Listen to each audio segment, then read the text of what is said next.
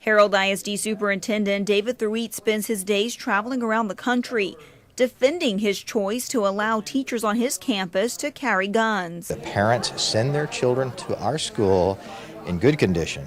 We really expect them to have them come home in the same condition. Thweat schools are small, located just 30 miles north of Wichita Falls. Thweat says his budget isn't big enough to afford school security. In 2006, a shooting at a small Amish school in Pennsylvania opened his eyes to the dangers that can easily walk through his campus doors. We had passive security. We had cameras, and we had the external magnetic lock doors and restricted access. But then after we were finishing most of that, two things happened. The October 6 Pennsylvania Amish shooting.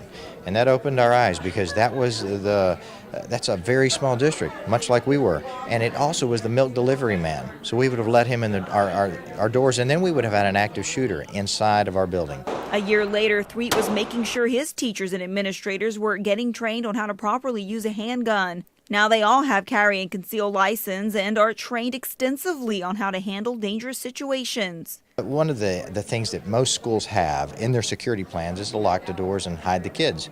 Well, that's what they did at Virginia Tech, and that didn't work. We just felt like we needed a plan that actually worked, that had an element of success. We just don't want to have a 100-page emergency plan just for the sake of saying we feel like we've done something and pat ourselves on the back. I really believe in doing something that's practical and really works. While Thweat's decision might not sit well with some, he says it's the only way he can keep his kids safe and give parents the peace of mind knowing that their children will make it home at night.